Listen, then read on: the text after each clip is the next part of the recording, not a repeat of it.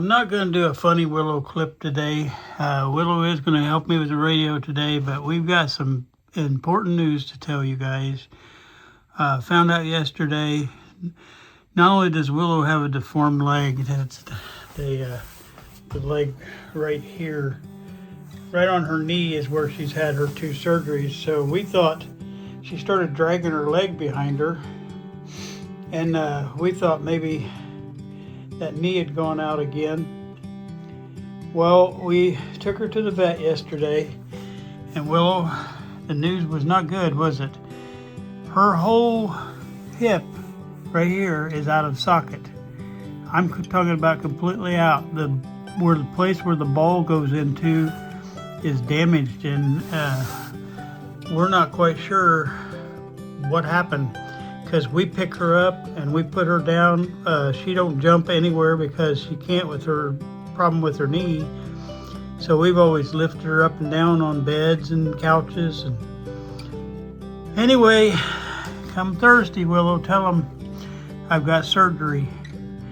They're going to go in there and they're going to try to get that put back in there. And they're going to try to do some special type of muscle surgery around that to try to keep it in place. So just say a prayer for Willow. She's not happy right now, but we'll keep tabs on her, and I'll keep you guys updated. But today she and me both are not in the mood for a funny video to help us get this video done today. We have to carry her now to go potty. We have to hold her up while she's pottying because she can't put any weight on that side of her leg. And but we're gonna make it through this. A few months from now, we'll be all healed up. But I'll keep you guys updated. All right, Willow. Tell them thank you for watching. Bye-bye. Hey, this is John from Indiana, coming from the corner of the deck. Today's video that we're going to do today is about the IF section. We're going to be talking just very lightly about how the signal passes through that section. But I am going to just allude to this. I'm going to back up a little bit and just clarify on a couple things that we talked about on the last video when we were talking about the front end and going into the mixer oscillator section. I want to make sure that I have a few things clear. I really didn't want to do it yet, but I wanted to make sure that I didn't confuse some people on that. So I'm going to go back and kind of recap a little bit on what we talked about on the last video, and then I'm going to go over what's going on inside the IF section. I hope you enjoyed today's video, and then we'll see you on the other side of this video. Thank you. Well, as I alluded to in the intro, I'm going to back up just a little bit. Today's class, we're going to be on the video today. We're going to be studying the IF section right here. These are the 2 IF cans, and those 2 cans are right here and right there. But before we get into that, I'm just going to back up just a little bit, and we're going to go to the point we started at on the previous video, and that is right here where the letter A is. That is where we hook up our long wire antenna. Well, after reviewing a little bit of the footage that I had from the previous study on this front end section and the oscillator mixer section, I felt like we're going to get a lot of questions, because and the questions probably will come from the experts or maybe even statements. And instead of confusing you, I think I'm just going to go a little bit deeper on what happens prior to that signal reaching that antenna, and then maybe a little bit more what happens inside here. But I think I'm just going to take the time. I really wanted to wait to do this and try to layer it on, but I think this is going to have to go with it. All right, well, when you have your transmitter, you're going to have somebody transmitting a signal out on a radio station. And that has to get to you some way to come into this as a signal as a radio station, a frequency, okay? But what the I'm gonna lay this other paper in here, and I'll back this out a little bit. You have a signal. Let's just say this is your favorite song. No, let's call it an a podcast that you're going to have, and this is going to be a sports radio podcast, and you need to get this podcast out on a radio station. So they let's say ESPN take you on, and you got 960 is the local ESPN station here. So that 960 is going to take you on, okay? So this is your signal that you're wanting to produce out with your podcast on that ESPN. Well, what they do at that transmitter is they have to modify this to where it will be able to go out at a proper signal, and they have what they call a carrier wave, and basically the carrier wave is this highlighted part in the middle here.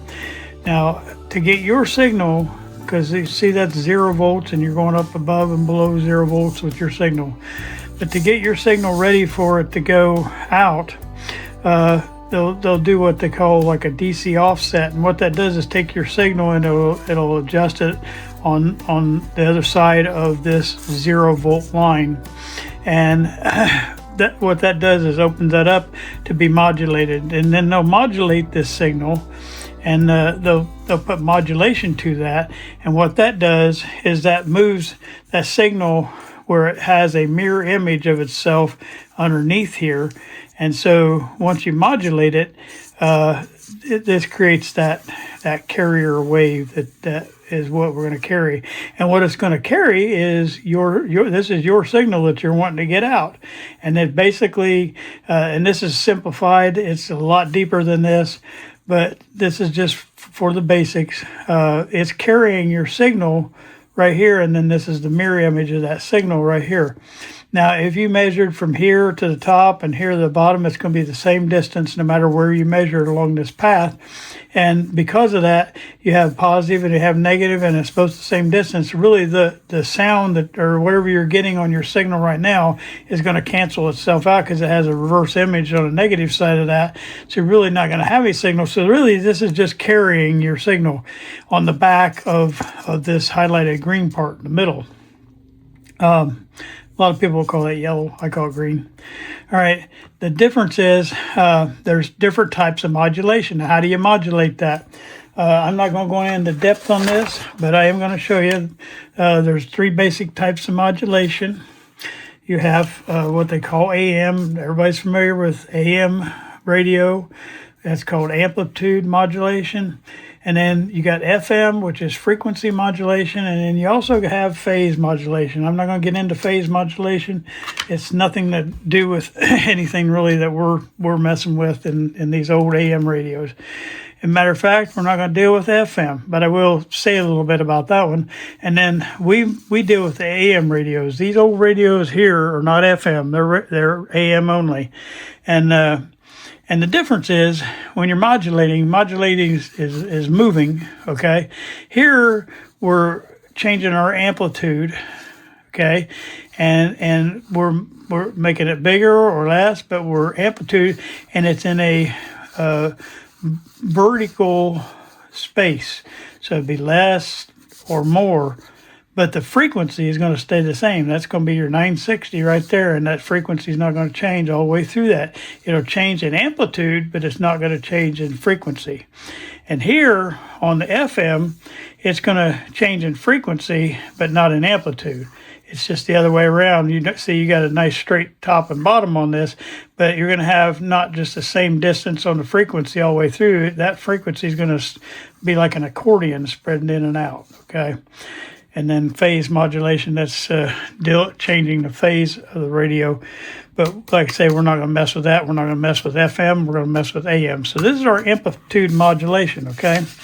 All right, so this is your signal then that it creates right here by offsetting the DC off of the 0 volts, and then we start modulating here. And when we modulate, it makes that image on top, and hopefully maybe I'll be able to snap a picture and have that inset on an actual oscilloscope picture of what that looks like instead of my horrible drawing that I have. And you say, John, why don't you start doing like graphics and stuff? Well, I like it to be more down home and realistic. I drew this picture and I'm proud of it.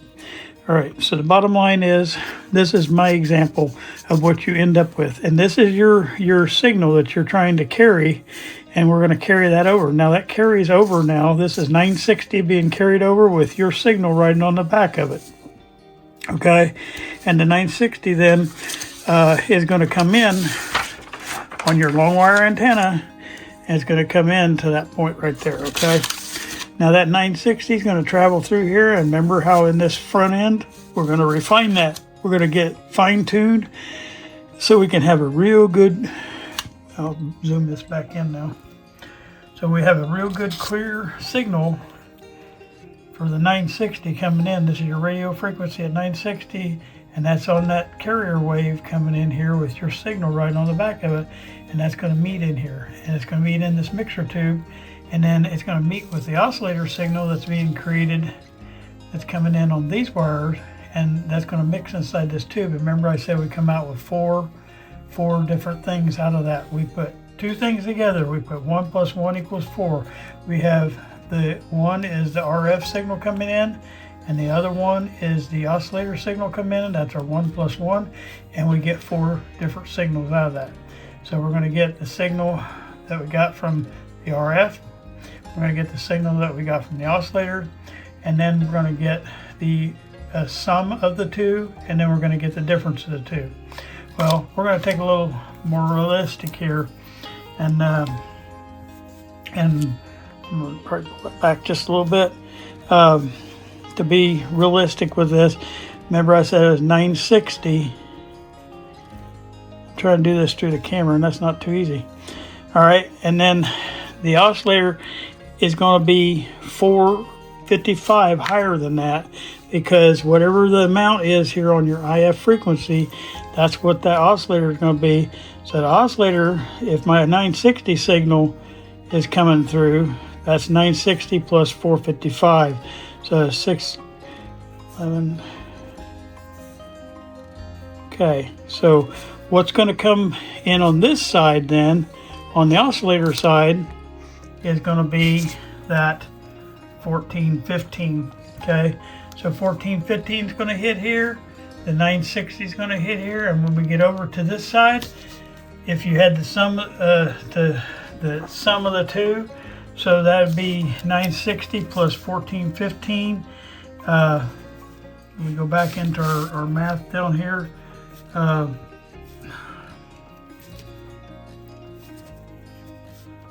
Be 2375. I'm sorry, I ended right up on that line there, but 2375 would be the sum of the two, and then the difference of the two will be, and I'm going to write that up here, will be 455. Now, when we get those all out there, you're going to tune, and this is where we come into this next section now, is you're going to tune that 455. We're going to tune everything else out, but we're going to tune this IF coil to 455, and we're going to tune this IF coil to 455. Now you see these little things with the slices between them. That's a capacitor, and that's a capacitor that you can adjust and you can tune. When you see that slash through those capacitors, that means they can be trimmed, they can be changed and turned. Well, each side is that. This side has one, this side has one, this side has one, and this side. You can see all four of those trimmer capacitors. Well, those trimmer capacitors sit right inside these two little screws on top. You see there's a little flathead screw here and a flathead screw here, and then there's one over here on the other side, right there and right there. So that's these four little trimmers that's on the IF section. Okay, now you're going to ask yourself, okay, we're going to go back to this just for a second. We are coming in here at 960. This is my 960 frequency that's coming in to the radio, and it comes up right here to the point on the converter mixer tube. Why can't we just leave it 960? Why can't we just make this 960 in the IF section too? Why not just run the 960 straight on through and not have to do all this stuff? Well, the reason being is there's several reasons, but one, can you imagine you're going to have all different kind of frequencies depending on what station you dial this to, and the radio is going to have to respond to all these different frequencies in the middle. And to make it simpler for passing through this radio, you can bring it down to just one frequency, because no matter what you dial this to, if we do this with this, and they call this conversion and mixing in here, that conversion mixing is called heterodyning. And when you heterodyne, what you're doing is converting no matter what you dial this radio station to. It could be 1290 for the Fort Wayne station. It could be any of them, but it all converts them to 455. Because the way the math works in here, it's going to balance out to whatever that is right there. And then all you have to do is trim these to 455. And once you get those trimmed to 455, nothing else is coming through, only 455. So once you tune these, it's only going to take the difference of these two, this number and this number. It's only going to take the difference. That's the only thing it's going to allow to pass through. So what it's doing the exact same thing that you got here with the 960. You still got the carrier wave, and you still got your signal that you're trying to get through for your podcast. It's riding on that. Carrier means it's carrying it through, okay? So it's carrying you through. The only thing that's different is instead of this being 960 now, this frequency is 455.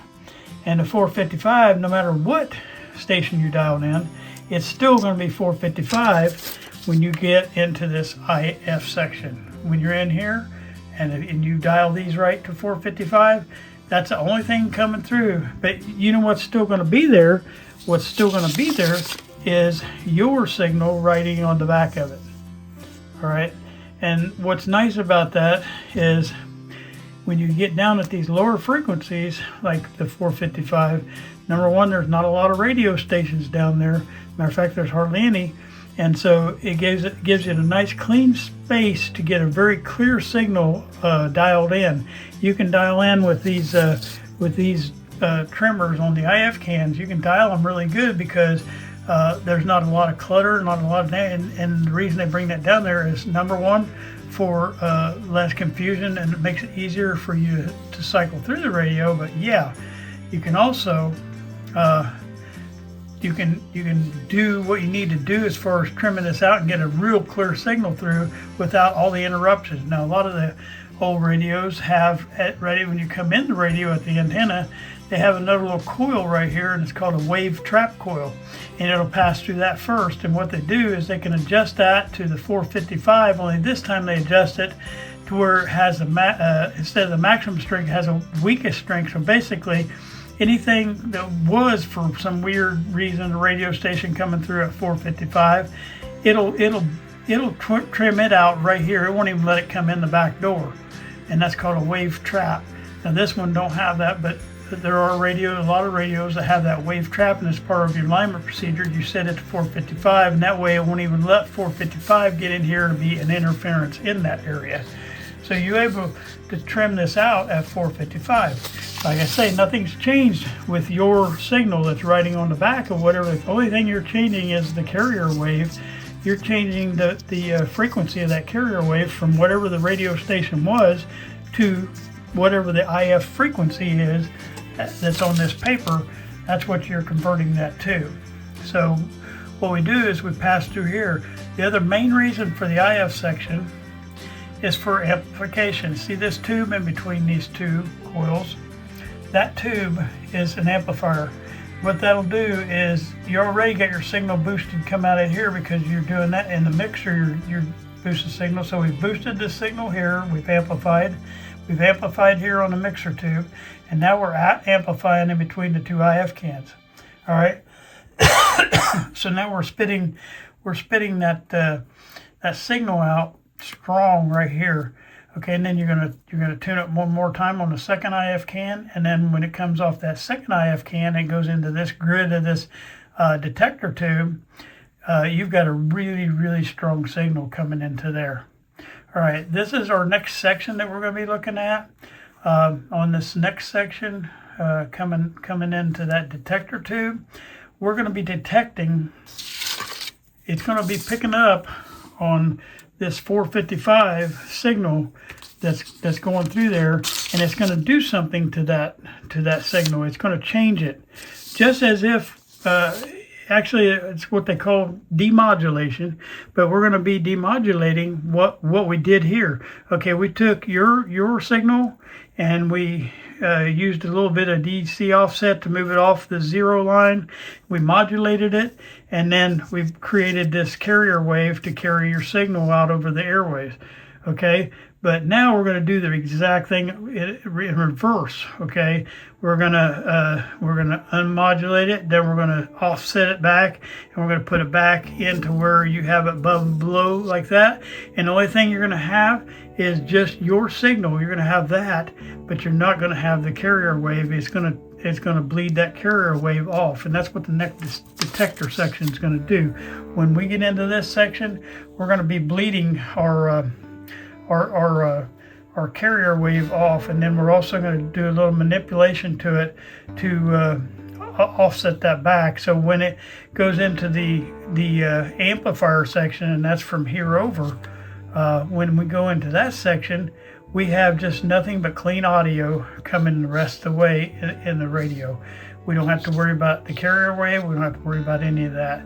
So I think I'm just going to include that today, just the detector tube. That's the main reason for that, is we need to demodulate what's been modulated out there at the transmitter.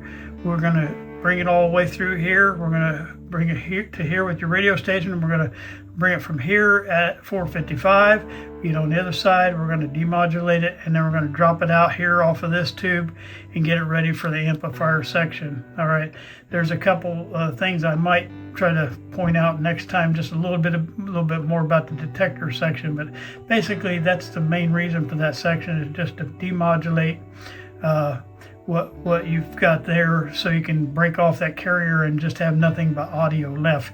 So when you get done, your podcast that you have is the only thing that's going to be left on the other side, and all this other stuff's going to be gone, and it'll be back just like a audio signal that's going into this amplifier section. So you're already somewhat amplified right here, but this is even going to amplify it more. So when we get it, probably the next video will be the amplifier section, and we'll see what happens inside of here, because there are some things to look forward to. You have on this particular one, these are your output tubes. This is right before you go into that output transformer and speaker area. Okay, this is getting close to the end, but you have two of them, and maybe study a little bit as to why you have two output tubes. And then probably, more than likely, since you got two output tubes, more than likely, anytime you see two output tubes, you're going to have them out of phase from each other, and so then you have to do things to be able to handle the phase of this one and the phase of that one, and usually that's what these tubes have to do with in the preamp section. Okay, when you see that word inverter, that's what it means. It's going to invert the signal. Okay, so we'll study on that on the next segment.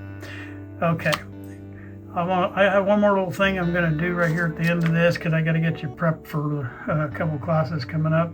So I want to do that, but that's enough for today. I hope I didn't confuse you with that modulated signal coming out of your radio station. You just have to learn that it is modulated coming in there, and I didn't really talk a lot about that when it was coming in, but ours is AM modulated. And then when it hits that detector tube, it gets demodulated, and that's kind of how that signal, your AM signal, and all that passes through that first part of your radio. All right, if you have any questions, you can reach out to me and ask them, and I'll see what I can do to help you out. Thank you. Okay, just a little something I want to add on here at the end, and I want you to do your homework. It's back like when you were in high school, and you had to learn your multiplication tables. I think I remembered memorized mine in the 3rd grade is when I did it. I'm going to give you just a little something that there's only 9 numbers to remember, okay? So you got 1 through 9. Now I'll get this big enough here.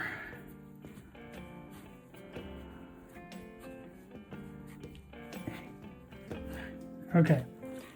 This is the ones I want you to remember right now, okay? All right. Well, I should say 0 too. Okay. 0 is black. Just remember a color to number, and don't just use it as a chart. I want you to memorize them. Start working on this, okay? 1 is brown. Okay. 2 is red. I did some capital letters and some little ones. Okay, let's do that. Okay, and then number 3 is orange. Number 4 is yellow. Number 5 is green. Number 6 is blue. Number 8, because I can't remember number 7, I'm drawing a blank. Number 8 is gray.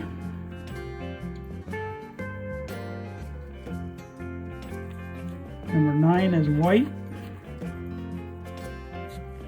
And this is violet. Number 7 is violet. I want you to take a few minutes, and I'll kind of hold this out a little bit. And if you want to just write those down, I'm going to stay on there for a second.